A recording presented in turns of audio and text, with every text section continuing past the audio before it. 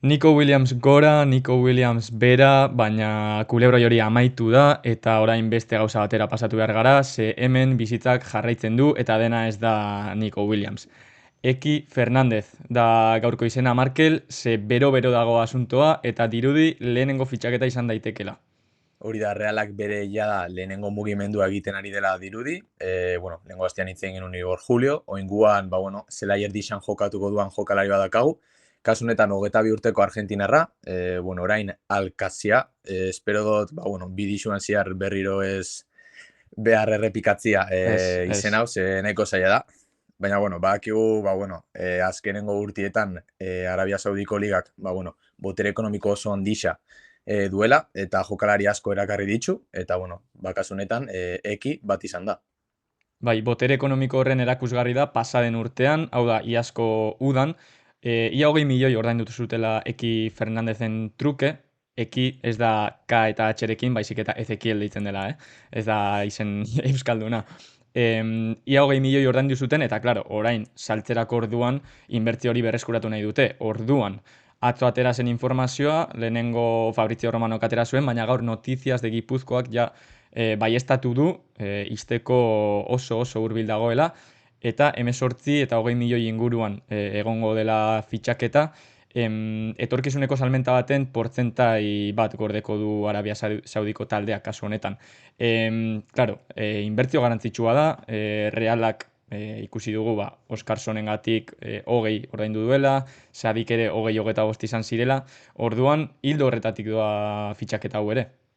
Bai, zifra hori 20 milioikoa, ematen du gustuko duen zifra bat dela, Realarentzat, azkenengo urtietan, baina inbertsio garrantzitsua izango da, batez ere, etorkizuneko jokalari bat delako, ez? 22 urte, esan dugu. Orduan, Zubimendirekin alderatuz pixkat txikixagoa da, ze Zubimendi Mhm. 1,81 neurtzen du, eta kasu honetan ekik 1,78 ustot, orduan Bai. nahiko txikixa da. Hori, akordioa, etorkizuneko salmenta horretan portzentai bat, eta, klaro, ointxe nola jokatzen du ekik. Ze, klaro, lehen estadistiketara jo dugu, baina, klaro, Arabiako liga horretan ez daude estadistika ofizialak. Orduan, research bat indogu, eta, hainbat adituren iritzia irakurriz, nahiko itxura ona du. Ez dugu gezurrik esango, irakurri dugun guztia eta ikusi dugun guztia ona da Ona izan jokalari da, bai, honen bai, bai. inguruan. Hau da, Argentinan ikusi dutenek esaten dute talento generazional bat dela. Eta ikusi dugu ere, pasaden urtean Olimpiar Jokoa jokatu zituela Argentinako selekzioarekin, eta hor beste gai bat dago, urrengo urteko mundiala. Jokalari hau Arabia Saudira joan zen, eta hor, klaro, jokatu alduzu, baina ez da berdina, Arabia Saudin izango duzun oi hartzuna edo Europan jokatuta. Hori da. Orduan mugimendu hau hortik doa ere, jokalariak Europara etorri nahi du, Realak interesa erakutsi du eta bera gogoz dago etortzeko. Orduan, nola jokatzen du? Zuk esan duzu, pixkat txikiagoa da Zubimendi baino, baina asko nabarmentzen dute bere jokoa baloiarekin, hau da, oso teknikoa dela, eta baloi gabe ere ondo posizionatzen dela zelaian, laguntzeko orduan laguntza asko ematen dituela, eta horrek erraztu dezake Sergio Franciscoren taldearen funtzionamendua ere. Hemen aldatuko duena ere da, Realak nola jokatzen duen, oraindik ez dakigula. Hori da, ez dakigu box to box bat izango dan. Nik uste ja nahiko pista ari gerala izaten ez. Bi pivotekin jolastuko doara Realak, ze, ointxe bertan, lau pivote ditugu. Claro. Turrientes, kasu honetan eki, gero gorrotxa eta urko. Orduan, bi postu, lau pertsona, nik uste nahiko argi dagoala, edo behintzat, hortik joan daitekela fitxaketa honen kontua.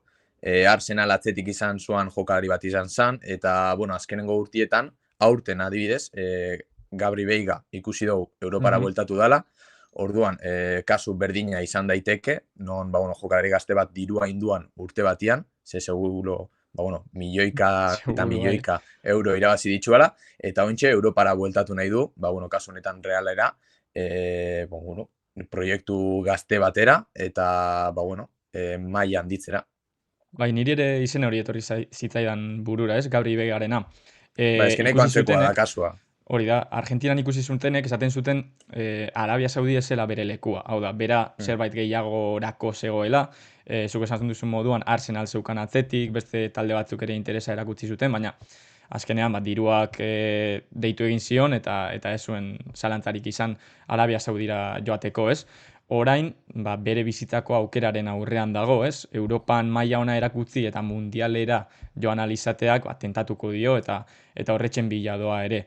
Orduan, ez da erraza, Zubimendiren ordezko moduan etortzea, gainera inbertzio garrantzitsu bat eginda, presio hori eduki dezake jokalari honek, baina bueno, badaude beste profil batzuk ere Realaren zelai erdian, ordezkapen hori laguntzeko, ez?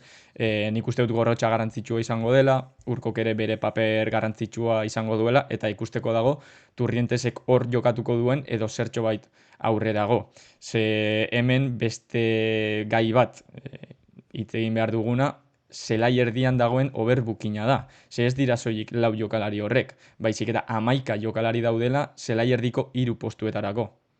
Eta aurten, bueno, jokalari gehixo izan ditugu, ez? Ikusi dugu Gotui, lehenengo taldian jokatuko duela dirudiela. Marinek, bueno, denboraldi final oso on bat intzuan. Ikusiko dugu 11 horietatik, 3 postu posiblentzat, kriba horretan nor geratuko dan, ez? Agian nola Sagasti utzita jungo da, Marinekin ez dakigu ze gertatuko da, ze egia esan da nik behintzat Marin lehenengo taldian eukitzeko, bueno, ikusten dut, Susitx eta Braiz ere, orduan nahiko marroia dute. Baina hor zalantza nahiko txo ditut, egisa esan. Que claro, Marinek izan zuen garrantzia pasaden demoraldiko amaieran, orain zanzera eramango duzu, hau da, Hori da. bigarren mailara pasako duzu, lehenengo ere- mailan 25 partido jokatu duenean oraingo demoraldian.